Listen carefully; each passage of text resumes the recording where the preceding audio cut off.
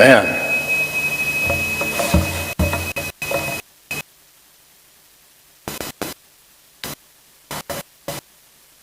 Well, as we all know, America has a Bible Belt. You might have heard of that. We're not in it. We're probably in the Bible shoestring of America. But for a while, for about 5 years, I ministered in the magical thinking belt of America, which is Marin County, California. And it was a great time, wonderful time of ministry mostly, but there were some challenging parts, and one of them was the fact that in my congregation I had a number of people who were followers of a book called The Course in Miracles. Is anybody familiar with The Course in Miracles? Yeah, it's a book that was written by a woman who was trying to stay anonymous, who claimed to be a channel for a spirit entity that dictated to her a very, very long and turgid book. I tried reading it, and I found it to be exactly what Mark Twain described of the Book of Mormon. He described it as formaldehyde in print, that is to say, anesthesia in print. Yeah. I'm pretty sure that the author of this book took Mary Baker Eddy's Science and Health, poured it into a blender, pressed the frappe button, and then poured it out into this book. It's tough reading if you're looking for something with a clear message. But the gist of it is clear. The gist of it is that you create your reality with your mind. Right? Your thoughts create reality. If you have negative thoughts, you will have a negative reality. If you have positive thoughts, you will have positive reality. If you think negative thoughts, negative things will happen. Of course, it ought to go without saying that if your mind is going in negative circles, it's going to be tougher to get positive outcomes in life. Positive thinking is a good, healthy thing, as long as you're grounded in reality. It does make life better, but to make the next leap and claim that reality itself is a construct of your mind, well, that gets us into trouble.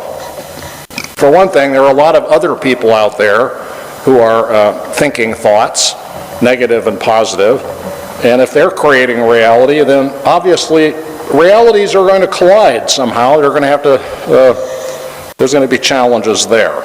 My thoughts are hardly guaranteed, my positive thoughts are not guaranteed to be the same as your positive thoughts. And why wouldn't your negative thoughts cancel out my positive thoughts? Just some basic problems with this. So these folks in my church were unhappy that I did not preach the gospel of the Course in Miracles. And some of them tried very hard to convert me to their beliefs, and I was as gentle as I could be about that, respecting their perspective, not worrying a whole lot about the fact that we were different, until I saw how toxic this belief system could be. There was one couple in the church, loveliest, nicest couple, dearly loved each other, deep into the Course in Miracles, deep into the same idea as Christian Science. And then the husband got cancer, and it got worse and worse, and they were shocked. They were just so flipped out because they'd been thinking positive thoughts, and they were still getting a negative outcome. And for them to even question their belief system, that was a negative thought, right? So then they were in a perfect trap, spiritual and emotional trap, that just made his suffering and hers the worst. The worst. It was a torment for them to have this belief system. Reminded me of another story from years before that when Christian Scientists don't have pastors, and so they were instructed by Mary Baker Eddy to have their marriages officiated by Protestant clergy. So I got some calls like that. And one lovely, nicest, they were beautiful people, very devout Christian Scientists, did their wedding, and it was beautiful. I did notice that there was a woman in the crowd who had a huge goiter on her neck, which is, of course, very easy to treat with medicine. Anyway, about a year later, I got a note from the bride saying that her husband had died of appendicitis, which they did not treat. And so a year after that, I got another call from her, and she said, "I'm getting married again. Will you do the ceremony?" And so I did her second wedding to another very devout Christian Scientist. And my prayer is that they're fine, still to this day. Beautiful people. So why do I tell you these stories that are kind of weird? Yes? I'm guessing that maybe most of us here don't share these beliefs quite like this. I'm guessing most of us are down with positive thinking, but not going to this extreme. The reason I bring it up is that I have come to learn that this belief system lurks in us all. It's in there in all of us. Not that it's our fault that it's in there, it's just there. This unconscious belief system came bubbling up into my conscious awareness right after the election. Now, I make a point of paying attention to facts. I seek out facts. I follow responsible professional journalism, etc.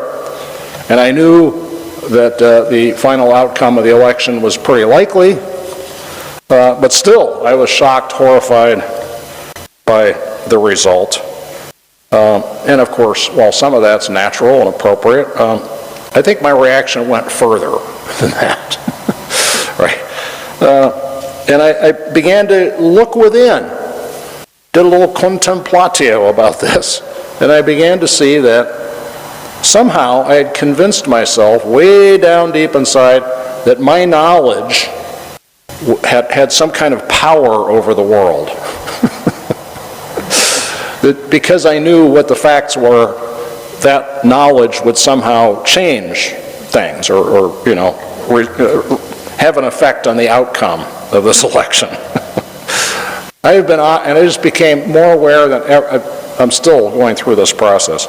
I'm more aware than ever that I am living under the wild delusion that I have a lot more power and influence on this world than I actually have. And I'm laughing just because it makes me giddy realizing this. And the election shattered this assumption. And it was an assumption that needed to be shattered. Yes? Because giving this idea up that I can somehow control the universe with my mind helps me be more grounded, more real. It helps me see things more clearly, both within my own soul and self, and to be able to see the world more clearly. So that with clearer eyes and a clearer mind, I can be more useful, I hope, to the cause of protecting liberty and democracy through what is coming ahead. So I can be realistic about what I can do and really can't do to move and change the world.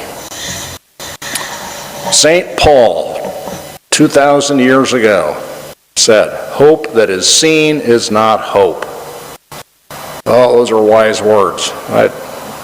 About my favorite biblical passage, to tell you the truth. I've always loved it. Because it's, what he's expressing here is raw hope, right? Raw hope. Not hope for a particular outcome, not hope that you can see either with your physical eyes nor with your imagination even, but just pure, raw hope itself. Hope claims no power over our bodily health nor over the world around us.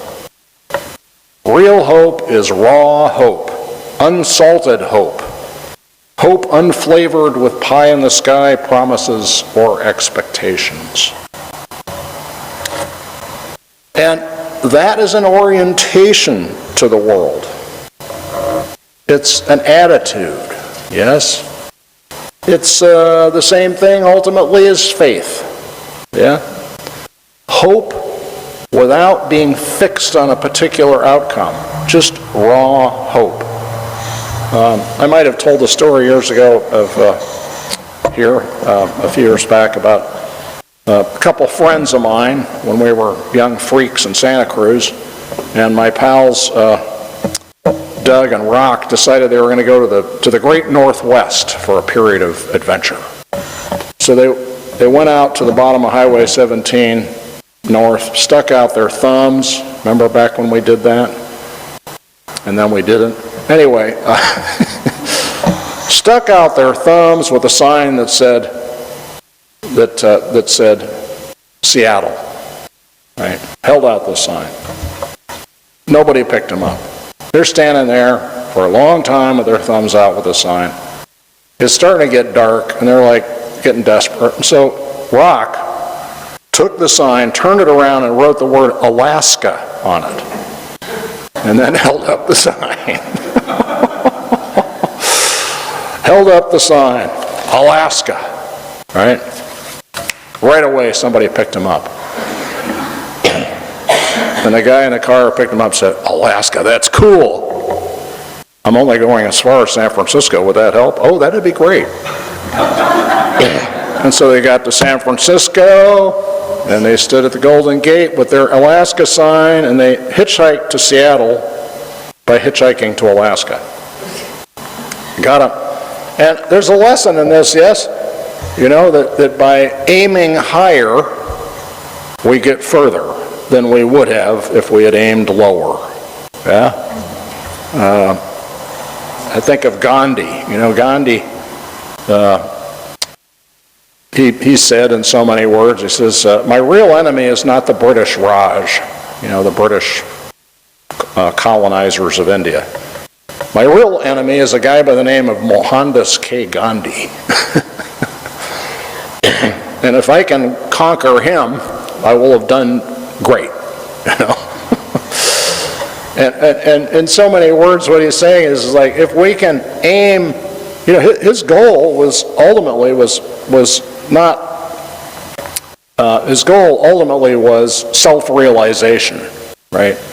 Full union with the divine, entering into the same being as Atman and Brahman, or what we call the Christ. That was his goal.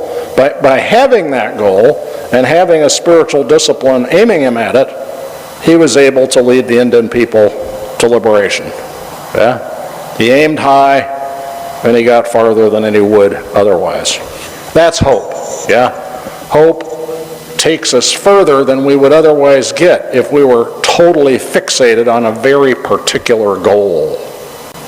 I have, in my lifetime, I have seen that my many friends who are movement friends, political, social activists of various kinds, the ones who have been able to stick with it and keep going despite all the many setbacks, like the ones we're facing now, the ones who kept going, who kept on the path of this work, many of them, if not most, had some kind of spiritual practice. Yeah? Some kind of spiritual discipline. And so we're invited to that. Yeah, we're invited to practice hope as a spiritual discipline. Hope that's not just fixed on a particular outcome at a particular time. Hope that is raw. The hope that Mary carried in her belly into the first Christmas.